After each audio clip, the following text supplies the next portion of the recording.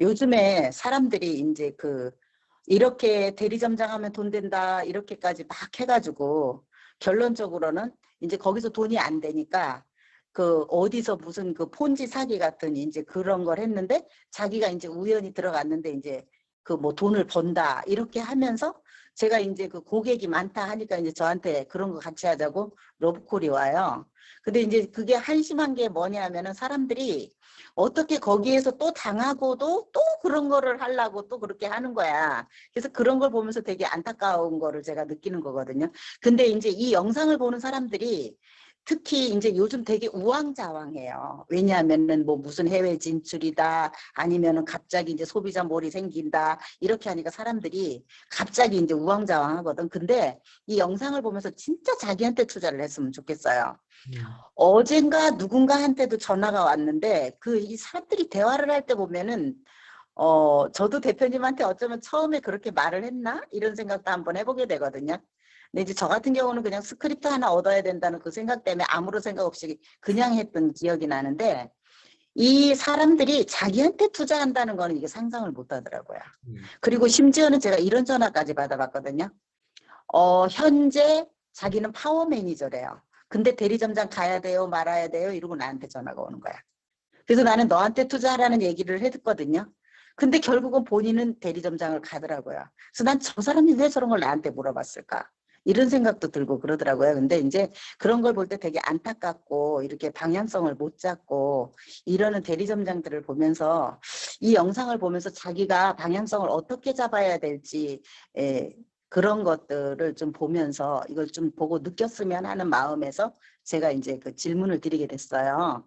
그리고 이제 보통 뭐 얼마 전에 이제 자살했다, 뭐 자살하려고 했다 이런 식으로 이제 그런 신문 기사가 났다라고 이제 얘기들 요즘 이제 그것 때문에 좀 시끄럽기도 해요.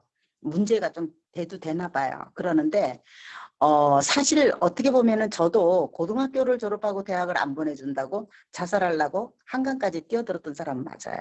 그렇지만은 그때는 저의 희망이 없었고 그랬기 때문에 사실 그런데 저는 못 뛰어들었거든요. 무서웠거든요. 거기 가가지고. 근데 그때 나이가 어려서 그랬는지는 모르지만은 그랬는데 우리가 이렇게 성인이 돼가지고 뭔가 저는 항상 제가 살면서 이런 생각을 했어요.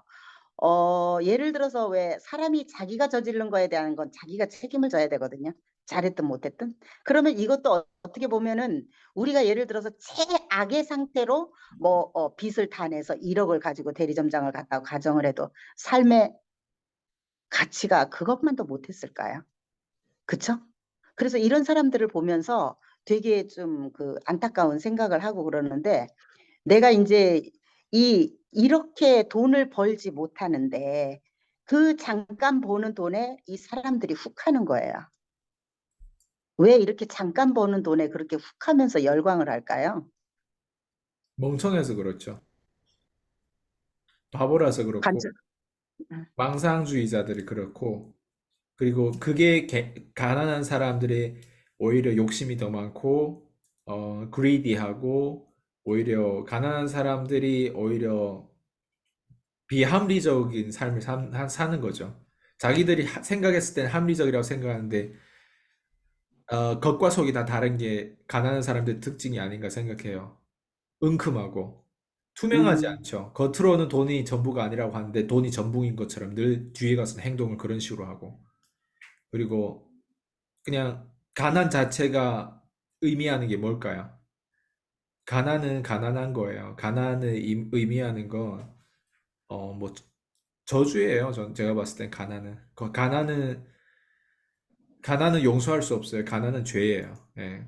가난이라고 하는 악마에 빠진 거죠. 악마가 만들어낸 그 가난의 가난은.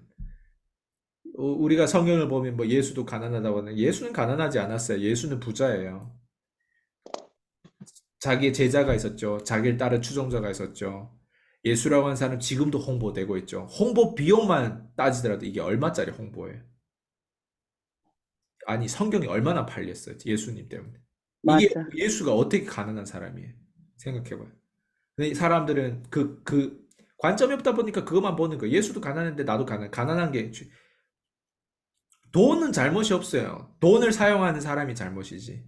가난한 이유가 뭐예요? 방향성이 아니에요. 방향성이 음, 없거나 방향성이 무지하면 어때요? 돈을 가지고 있으면 내 생각대로 지불하잖아. 내 생각이 누가 좌우지하고 있는지도 모르면서, 내가 누구를 위해서 일하는지 모르면서, 돈과 시간을 그냥 생각이 없이 쓰는 거죠.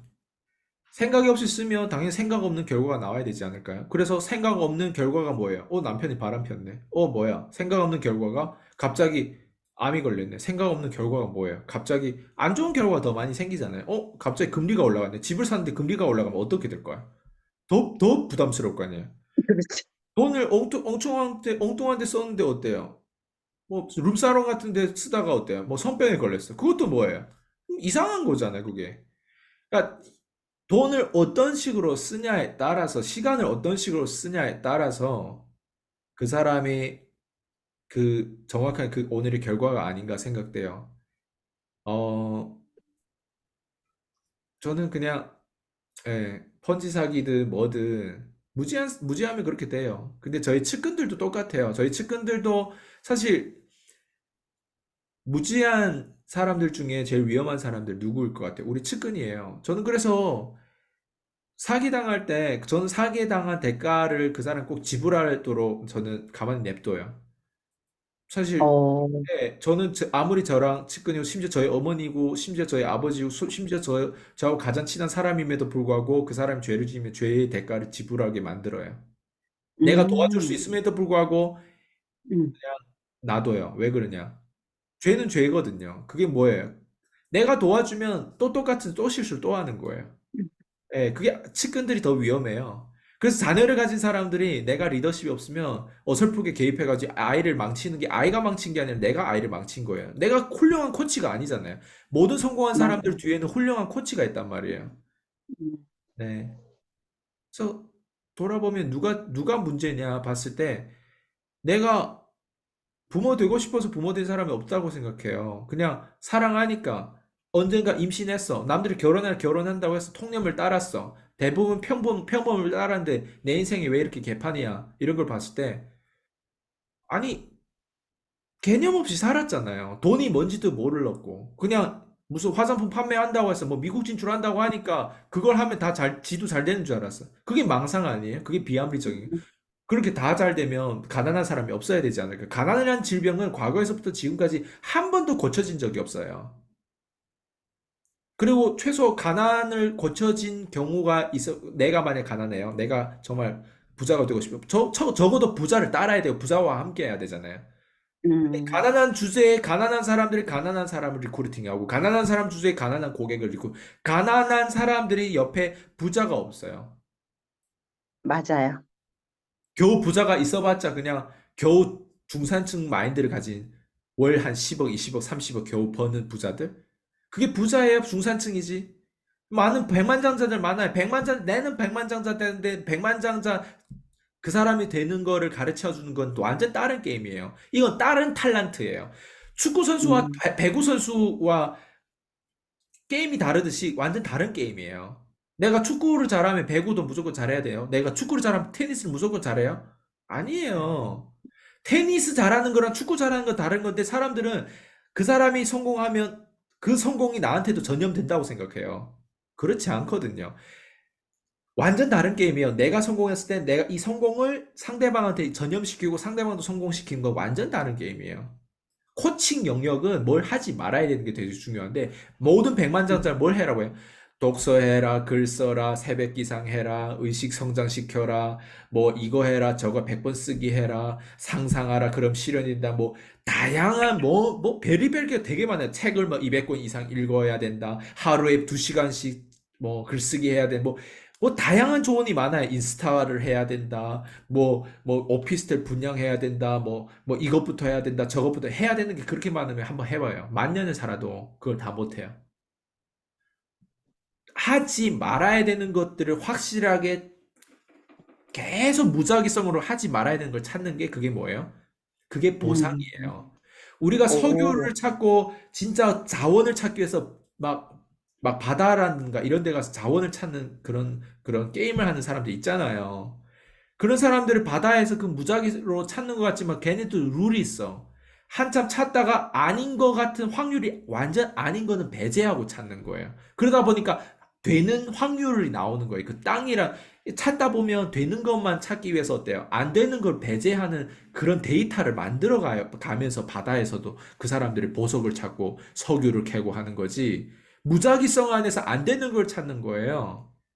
음, 그렇지 않아요. 제거 시스템이라는 거예요. 쉽게 얘기하면. 음, 근데 사람들은 네. 이게 된다면 저거 되고 저거 된다면 그리고 또 똑같은 실수 또 한다. 저봐.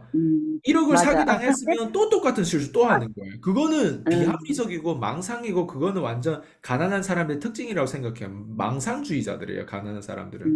음, 예. 근데 봐봐요. 모든 시스템에서는 제거 시스템이거든요.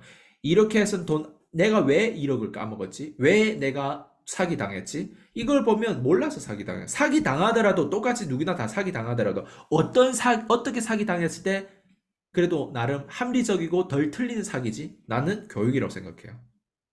맞아요. 나는 맞아요. 교육에 투자해서 교육에서 사기당했던 사기가 내가 다른 데서 나는 비트코인은 뭐 이런 데 투자 안 했기 때문에 그런 데 사기 당한 적이 없지만 나는 교육에서 사기 당한 게 나는 최고의 사기라고 생각해요. 그 무슨 말이냐면 나한테는 오히려 사기 당하더라도 그게 나한테 제일 이득이 컸다는 거예요. 그렇죠. 음, 네. 맞아요. 그리고 근데 생각보다 사람들이 있잖아요. 뭔가 판매를 할 때 자기가 뭔가 그 상품을 판매한다고 하는데 아니에요. 나를 판매하고 나의 서비스 능력을 판매하는 거예요. 내가 이 사람하고 연결됐을 때 이 사람이 이득이 있어야 돼요. 맞아요. 아이스강이랑 함께 협력을 했을 때는 어떤 이득이 되는 거예요? 최소 1,000만 원 이상의 가치가 이득이 될 거 아니에요. 예를 들면. 음, 그러니까 사람들은 내가 상품을 판매하는데 나는 봐요. 상품도 없이도 어때요? 무형 상품을 나는 판매한단 말이에요. 보험은 그래도 보험 회사에서 연결돼가지고 상품이라도 뭔가 이 사람한테 뭔가 이런 나는 교육 상품을 판매한다는 말이에요. 유형 상품 유일하게 내가 있는 게 이거밖에 없어요. 이게 내 유형상 만질 수 있는 거잖아요. 나머지 다 음, 무형 상품이에요. 다 무형 상품. 라이브라든가 저희 온라인 콘텐츠라든가 무형 상품이에요. 무형 상품이 진짜 우리가 필요한 게 무형 상품이라는 거예요. 보이지 않는 거의 가치가 훨씬 더 큰 거예요. 근데 그 보이지 않는 것들을 부자들 봤기 때문에 지금 부자라는 거예요. 저도 보이지 않는 상품이 얼마나 무형 상품이 많이 결제해봤는데 그걸 결제했기 때문에 남들이 모르는 걸 내가 알고 있는 거예요. 음, 남들이 내 걸 뺏어갈 수 없는 거. 내가 책이 한 권에 내가 이거밖에 없어요. 이걸 뺏어가면 나한테는 없잖아요, 상품이. 이걸 찍어내지 않는 이상은. 안 그래요? 돈도 똑같아. 이게 그렇죠. 돈이라고 가정해 볼게요. 이 돈을 뺏어가면 돈이 있어요, 없어요? 나 없어요. 근데 어, 여기 안에 무형 상품이 여기에 제대로 된 로드맵 알고 안다면 어떨 것 같아요? 이걸 못 뺏어가요. 어떻게 뺏어갈 거예요? 내 머리 안에 이걸 칩을 넣어가지고 복제해가지고 찌해가지고 컴퓨터를 뺏어갈 거예요. 못 뺏어간단 말이에요. 사람들 이걸 몰라요. 그래서 힘든 거예요. 음, 저는 근데 대표님을 뵈면서 참 진짜 이게 그 교육에 투자한다 해도 이렇게까지 어떤 관점이 생기는 것도 그렇게 쉽지 않아요. 왜냐하면 저 같은 경우에 제가 이제 이런 거를 그전에는 잘 몰랐는데 가정을 가지고 한번 이런 생각을 한 적이 있었어요. 보통 이제 우리네 삶들을 이렇게 쭉 보면은 태어나서 부모 밑에서 자라다가 또 이제 그 결혼을 해서 그 다음에는 이제 나이가 먹으면서 이제 생을 마감하게 되는데 거기에서 느끼는 게 뭐였느냐면 여태까지 우리가 부모님들이 살아온 그 방법을 보고 그냥 따라가면서 그냥 살았단 말이에요. 근데 이제 이게 시대가 확 바뀌다가 보니까 사람들이 그것만 보고 그냥 따라가다가 보니까 되는 게 없는 거야. 그래서 언젠가 한번 제가 그 가정적으로 되게 어려웠을 때 이런 생각을 한번 했었어요. 사람이 가정을 가지면은 나라에서도 의무적으로 어떻게 가정을 꾸려야 되고 아이를 낳으면 어떻게 해야 되고 이런 그런 교육이 있었으면 좋겠다라는 그리고 삶을 어떻게 살아가야 되는지 이런 교육이 있었으면 참 좋겠다라는 그런 생각을 한 적이 있었거든요. 근데 이제 제가 이 PCM이라는 곳에 들어와 보니까 대표님이 지금 1,000만 원짜리 교육이라고 얘기를 하시지만은 실질적으로 그 이상의 가치를 담고 있는 거예요. 왜냐하면은 여기서 어떻게 보면은 우리는 영업을 하기 위해서 사실은 여기를 들어온 거잖아요. 근데 영업을 하기 위해서 들어왔는데 그게 아닌 거야. 삶에도 다 적용이 되고 그 맞아요. 다음에 진짜 그 삶에서 살아가는 데 있어서 돈을 왜 벌어야 하는지 돈을 어떻게 써야 하는지 심지어는 부동산을 어떻게 투자를 해야 되는지 이런 것까지 다 배우는 거예요. 그래서 이게 야, 이런 교육은 정말 안 받으면 본인의 손해구나. 그리고 사람들이 이 진실을 좀 알아보고 그 가치를 알아봤으면 좋겠어요.